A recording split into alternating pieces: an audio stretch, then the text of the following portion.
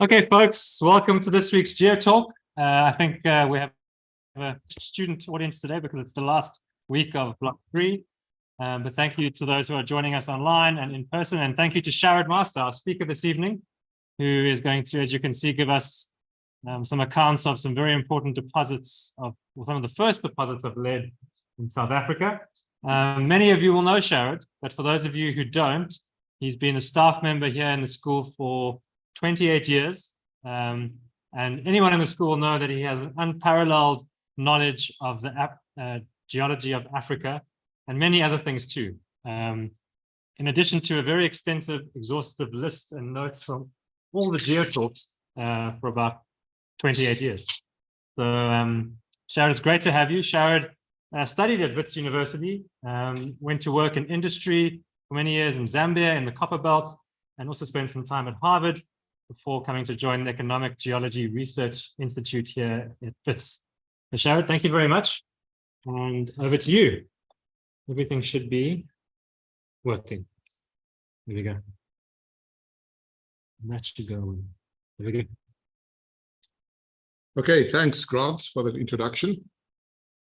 So this is a talk that I gave at the beginning of this month at minus 110 meters underground at the Wieliczka salt mine near Krakow in Poland. So this is the first time I'm giving this talk sort of more or less near the surface.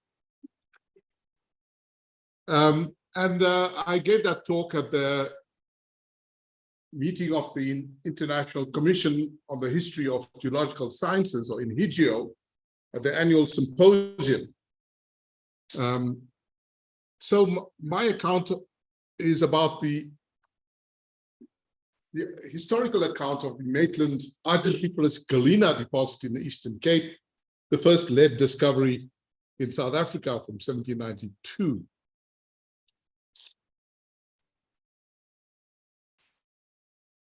Okay, so if we look at South Africa, more or less as it is today, you'll see a number of provinces.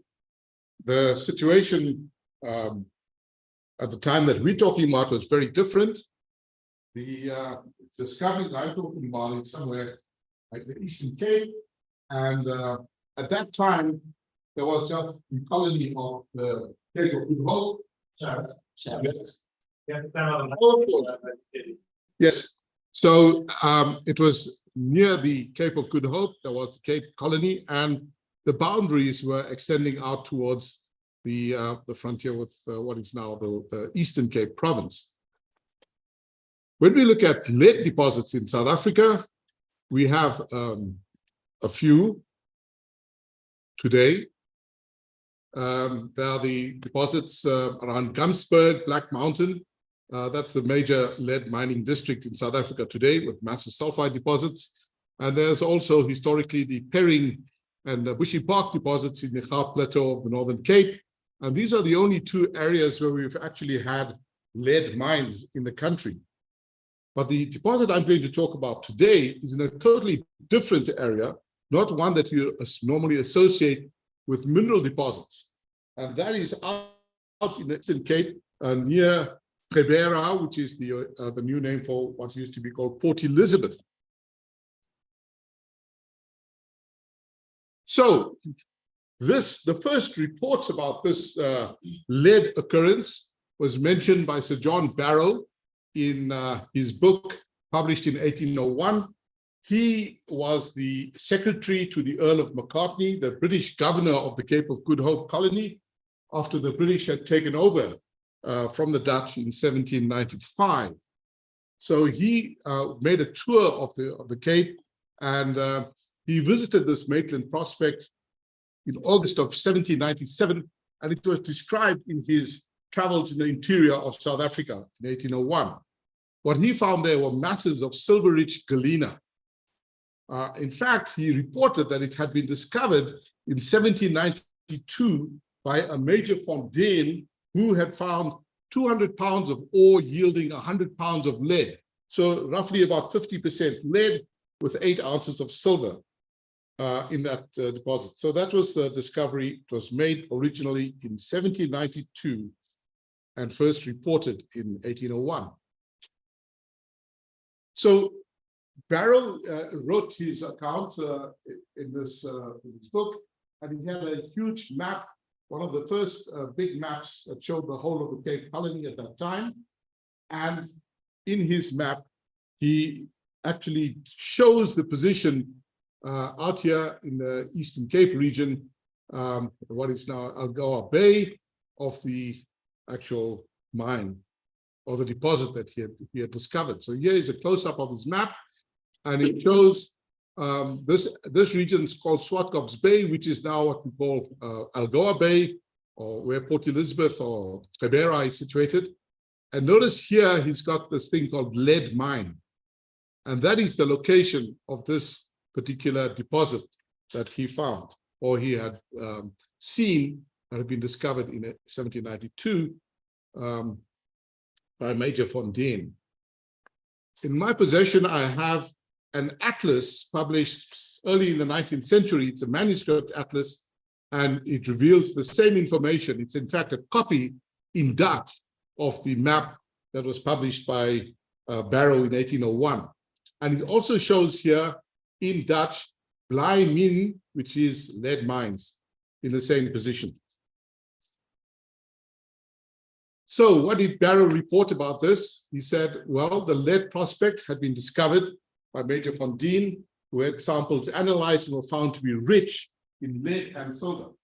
And he said, according to this gentleman's statement of the assay, 200 pounds yielded 100 pounds of pure lead and 8 ounces of silver. Should this, on a more accurate trial, turn out to be the case, it may hereafter prove a valuable acquisition to the colony. Lead mines, it is true, are generally very deep below the surface of the ground, and the working of them is both troublesome and expensive. But at this place, a vein of rich ore showing itself at the surface gives reasonable grounds for presuming that a large body of this mine is at no great depth, and if so, it might be worked with great advantage. So here was the first guy touting this as a possible lead deposit that was worth mining. Now, a few years later, in 1803, the German naturalist Heinrich Lichtenstein, who was a doctor and a naturalist, and he was a physician to the Dutch governor Janssens and a tutor to his son, and later founder of the Berlin Zoo, he traveled to the Eastern Cape in 1803, and he also visited this lead prospect at Maitland and had the ore samples analyzed in Berlin by the famous mineral chemist, one of the first pioneers of mineral chemistry, Martin Heinrich Klaproth. So this is what Lichtenstein had to say. He said, some ore that I brought home with me was examined by the chief physician Klaproth at Berlin, when he found 100 parts 53 of lead, 13 of sulfur, and a small quantity of silver, scarcely worth mentioning. So he didn't find that much silver, unlike the earlier accounts of Major von Deen. Then he said, my friend Baron Dunkelman, who visited the country a few months after me by command of General Janssens and examined the earth very accurately, found nearly the same result as Major von Deen. So Dunkelman was a skillful pupil to the renowned Berg Academy, or the Mining Academy in Freiberg, which was at that time under the direction of its famous founder, Abraham Gottlob Werner. So through his zeal in mineralogy, von Dunkelman had entered the service of the Dutch East India Company. And he was sent around the company's possessions around the world to look for mineral deposits. So after a 4-month stay in Batavia, he returned to Europe in 1804 via the Cape of Good Hope.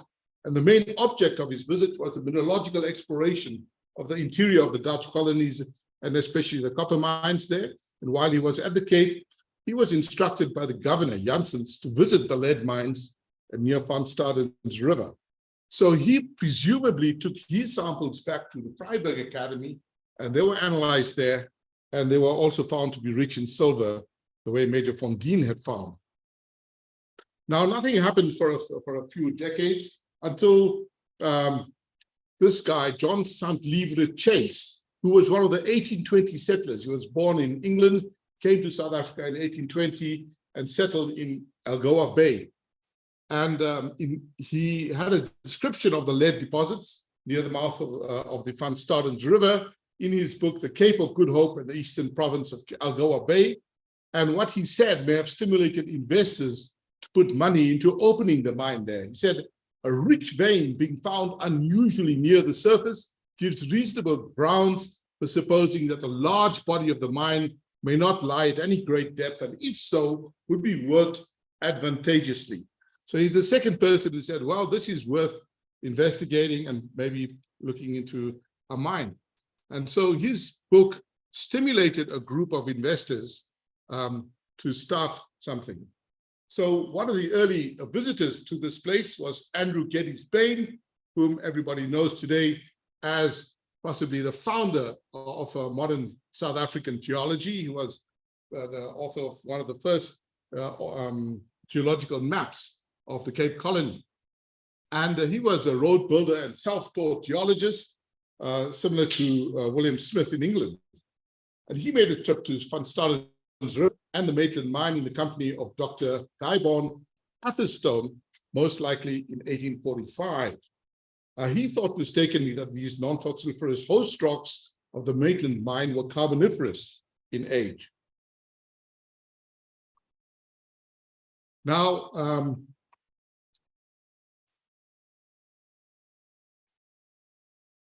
so on Friday, the 16th of January in 1846, the Cape of Good Hope and Port Natal Shipping and Mercantile Gazette carried an announcement in its lead columns for the establishment of the Maitland Mining Company for the mining of the Maitland mines, which name was given to the lead workings near Van Stadens River in honor of Sir Peregrine Maitland, who was the governor of the Cape from 1844 to 1847. So that's what the name comes from. And they published a prospectus of this company. It had a capital of £10,000 in 200 shares. Now, this is 1806. I think that £10,000 in those days would be equivalent of 100 million rands today. Something like that, you know, a lot of money was put into this, this company, and it had a number of famous people on their board. And this company has been formed with a view to working the valuable Maitland mines in a more efficient manner than could be accomplished by a private individual. That's what this the statement said. So after this company was established, all the geologists who were around at that time in the Eastern Cape visited it. So Dr. Atherstone, whom we saw had visited previously, he again visited these mines. He was an English settler and came as one of the 1820 settlers residing in Grahamstown. And he was a best-known physician in the Eastern Cape and well known for his geological and paleontological researches. He was incidentally the guy who identified the first diamond in South Africa. So he revisited the Maitland mine in April 1849 when it was being developed, and he left a detailed account of his visit in his diary. And what he said was interesting. He said, well, he was referring to somebody, he said, Rob Penney, formerly director of Dartmoor Mines in Australia, says that the Maitland mines lie in the new red and white sandstones. The lode is running in a bituminous marlstone, one of the series of new red sandstone. Rob Penney thinks it will become the Cornwall of South Africa. So they're already correlating these rocks with the ones in England, the new old red sandstones, and thinking it's going to be a new Cornwall, which is famous for its copper mines, of course, and tin.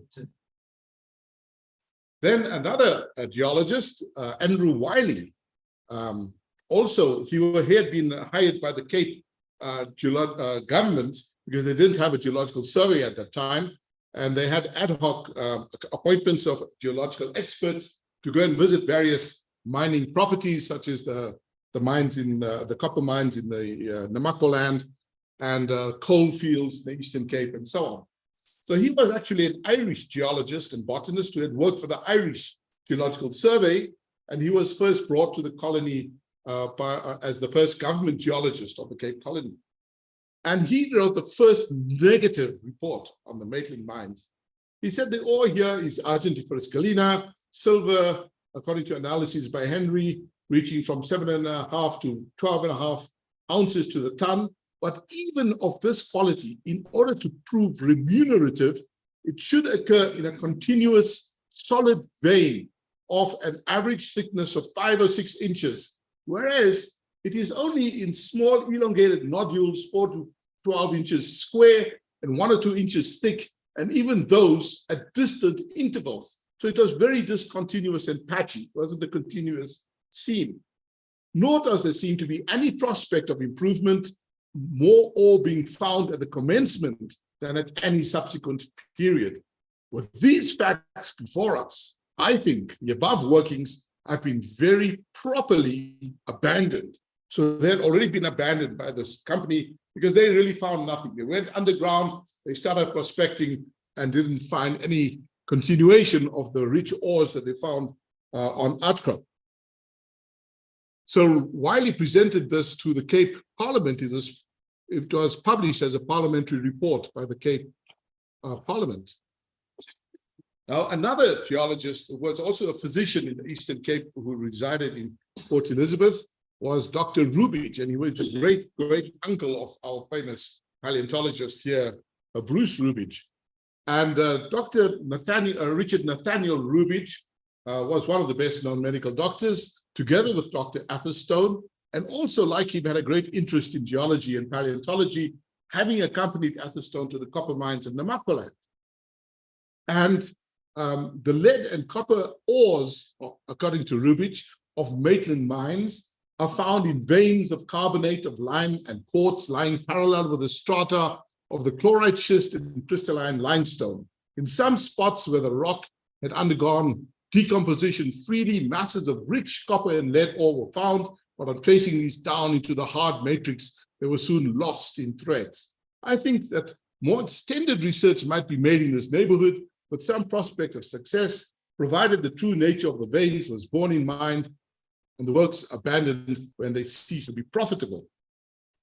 So the next geologist to visit this was Edward Dunn, who was in fact a British-born Australian geologist, and he was on his way back to when he stopped at the Cape, and the Cape government got his services and hired him to do some ad hoc jobs, and he actually stayed in the Cape for about 5 years, during which time he compiled the first proper geological map of the whole of the Cape Colony, and subsequently the first geological maps of the whole of South Africa, the first one published in London and subsequently in Melbourne in Australia in the 1880s.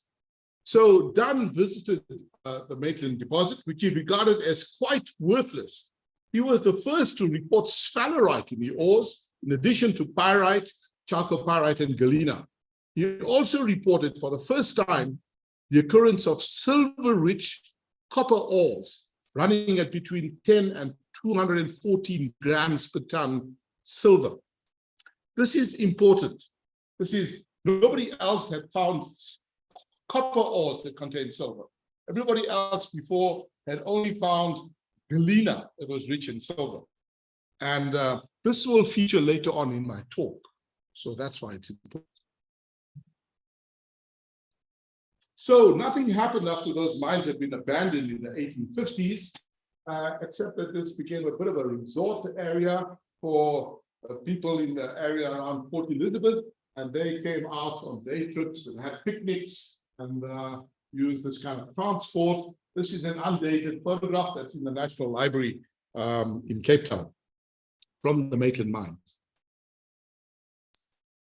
Now, in the 20th century, then, the area around started being mapped by the Geological Survey. And this is one of the first maps by Am 1935. And he mapped this, and you can see that on his map, he's got the Maitland mine, Maitland's shown here.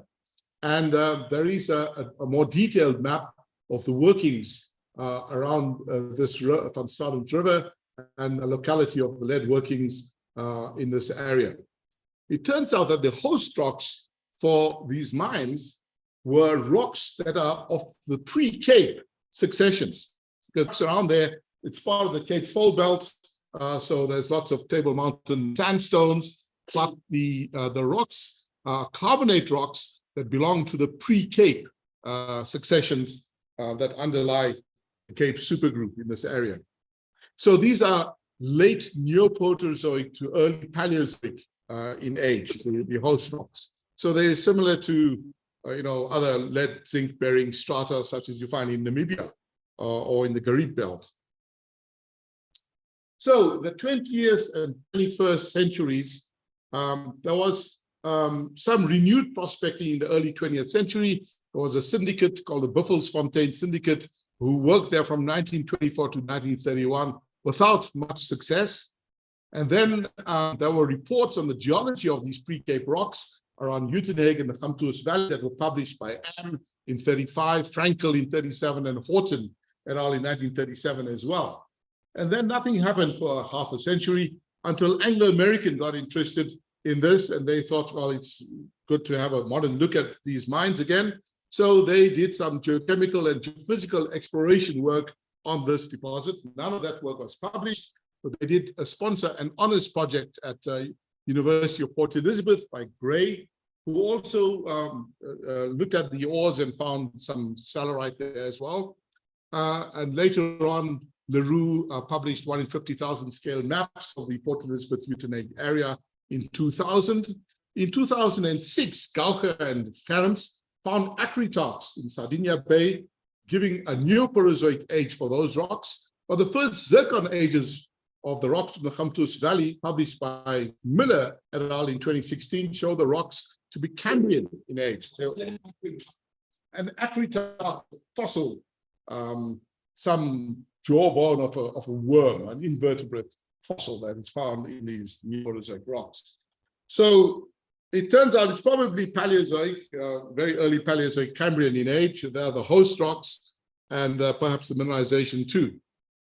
So nothing really was found in this deposit.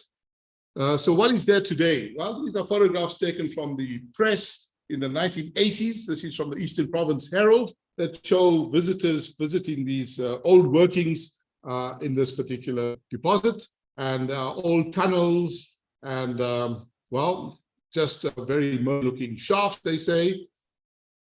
And this is what more recently in 2018, these photographs were posted online that show oxidized malachite-rich staining around the adit, and that's about it. So there's some efflorescences of aragonite forming in the old workings, the old stopes that they had mined, and there's an old line that says "Enter at your own risk." So if you look on the website now, or you look on Mindat, you look up Maitland Mines, yes, it tells you where it is near the town of Trebera, which is Port Elizabeth. And when you go and look in the area around Maitland, there is a nature reserve today, 250 hectare Maitland Nature Reserve. It's a recreational area, and there are cycling paths and hiking paths and all of that. However, on that website, there is not mention that there was even an ancient old working from 1792.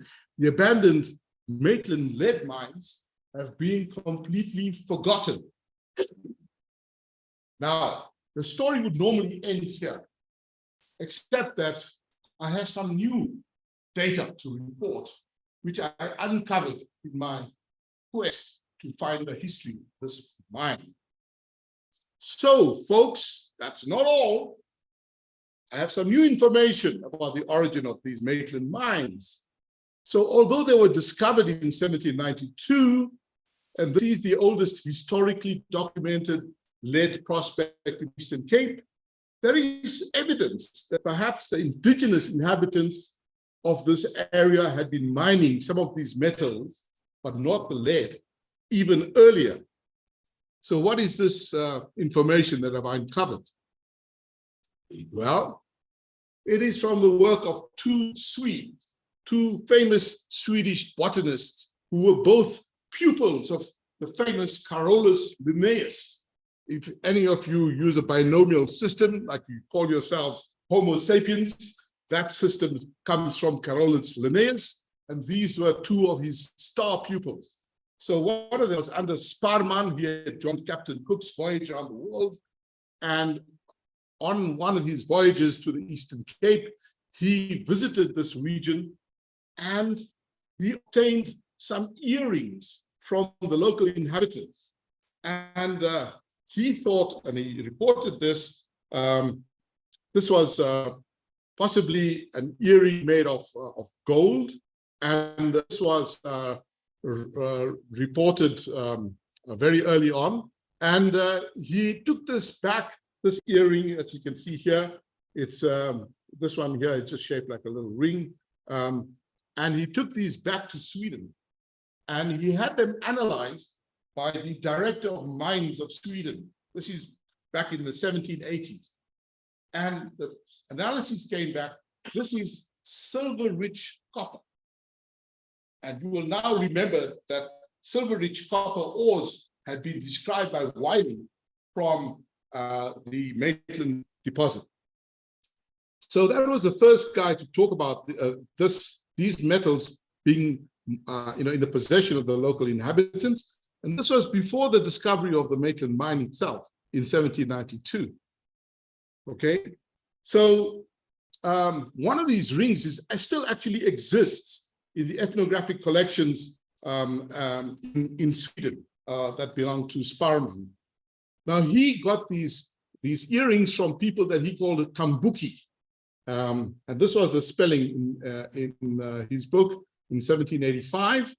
In the 19th century, these people were named, the name was spelled Tambuki, which is the Khoisan name for people who are known today as the Abatembu, which is a Xhosa clan, among whose famous members were Nelson Mandela and Walter Sisulu. So these are the most famous of this clan, the people of this clan. And Sparman referred to the Tambuki metal mines, which he had planned to visit, but he did not see them. So he already knew about these mines in the Eastern Cape before they had actually been discovered in 1792 by von Dien. Then a friend of Sparman,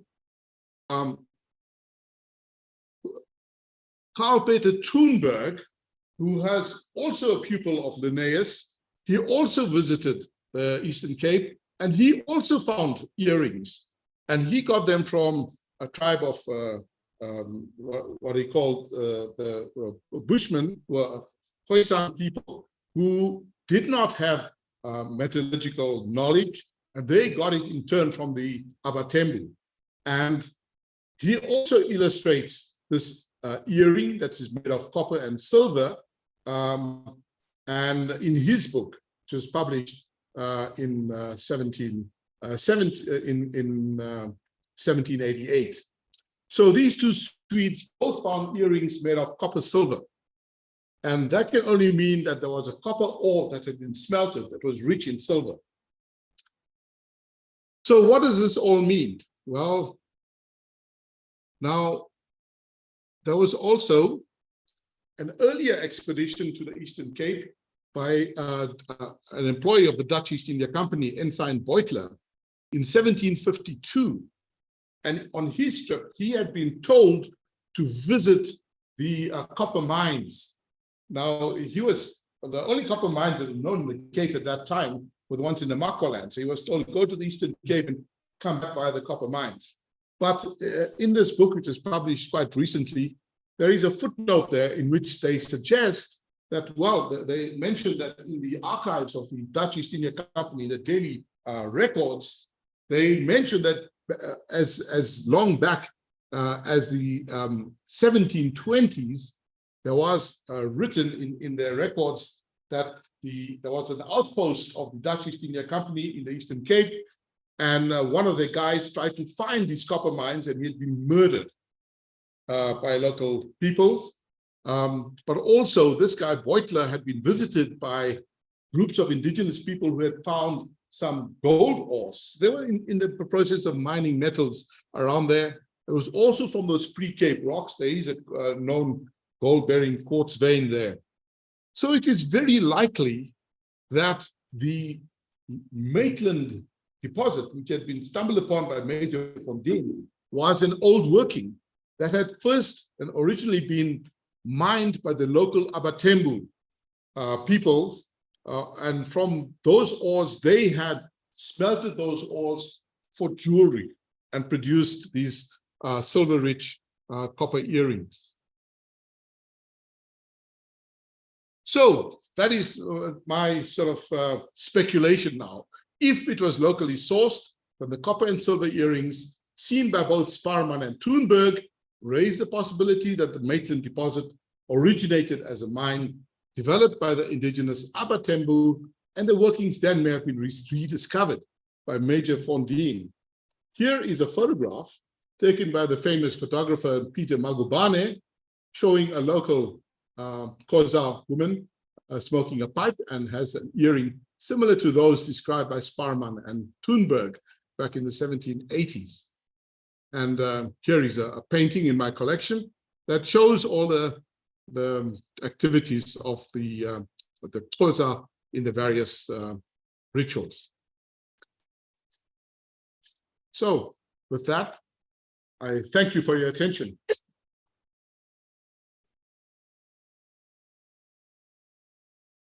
Thank you so much, Jared. That was great. Do we have any questions from the audience here or the audience on Zoom? And we'll start with Scott, if you could just speak as loudly as possible. Sure. Is there any other like evidence for the Neoproterozoic? Like, do you think this started off as like some kind of stratiform deposit in the Neoproterozoic in the pre-Cape stuff? And do you think?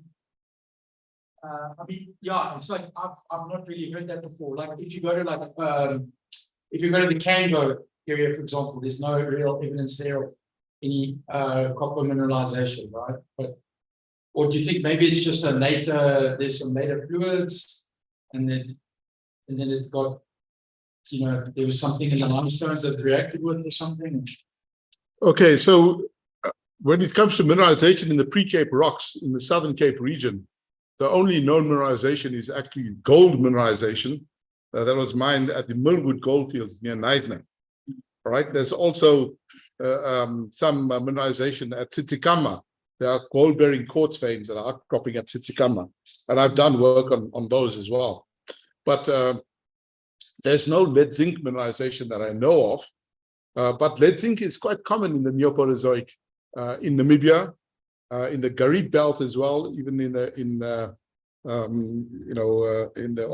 Coaco Fells. There are lead-zinc prospects in the Neoproterozoic rocks there. So although you don't find it in the Kango, but there are these mineralized veins. But you said you dated the host rocks as to be Cambrian, and if that's true, then the mineralization has been done. Yeah, we're not exactly sure what the relationship is between those dated rocks, the ones that were dated by Jody Miller, and these actual carbonates. So there could be both Neoproterozoic and maybe early Paleozoic rocks there. There's just very little work being done there. There's in fact no published work on the Maitland deposit itself up to now. I mean, nothing since the 19th century. So really, it's time that we should do some work. There's not a single sample that I know of that's available in any of the museum collections. Maybe the University of Nelson Mandela University might have samples left over from that honors project back in the 70s. But or Anglo-American might have some in their collections, which they collected when they were doing the last exploration in that region. Okay, any other questions from the audience here? I had one other question, which was, do you think there were like kind of a copper sulfide ores and lead sulfide ores, and they were able to mine the copper only, or do you think they were just getting maybe a mixed assemblage, sulfide assemblage, and then with I wouldn't be able to answer that question. It worries me if a bunch of people are getting exposed to super concentrated lead in the 1700s, whatever, like No.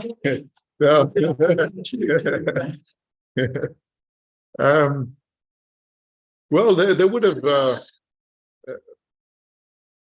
have smelted the ores separately, because there is a technique for smelting copper-rich silver ores that was developed in the 1500s, the latter half of the 1500s in Germany by the Fugger family. It's called the Fugger process, and that was the only way they could extract silver out of a copper-rich silver ore, silver-rich copper ore.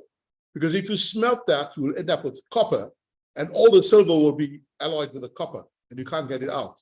So they discovered that if you took a copper ore that's rich in silver, and you added a bit of galena to that from an external source, then the galena, the lead, would suck up all the silver that's in that melt, and you would end up with two different melts. The lead would be at the bottom because it's denser, and we have all the silver in it. And overlying that would be a copper melt, which they could basically, pour off, and they'd have a separate copper and then a separate lead melt. And then from the lead, they would boil the lead off because there's a low melting point, leaving behind the silver. But they would collect the lead in a retort. They would boil it in a way that would be recovering. But that's the way that they recovered silver from the copper silver ores of Mansfeld in Germany and Poland.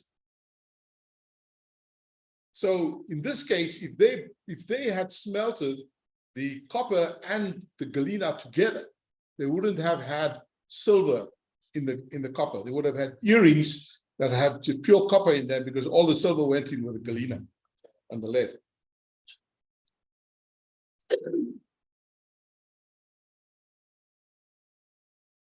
Sounds like, okay, well, let's see. There's a question from Bruce Cancross here. Is there evidence of pre-European diggings? Were the local inhabitants working the gossen or the primary sulfides? Well, as far as I know, there are no records of pre-European workings in this area. But if my theory is correct, that it was Major von Deen who stumbled upon old workings, then that was the origin of this mine, that it started off as an old digging, and then 2 centuries of European workings on this, all these different peoples and syndicates and so on, right until Anglo-American had been working on this area. So it's been disturbed, and any remnants of the original pre-European workings would have been destroyed. Okay.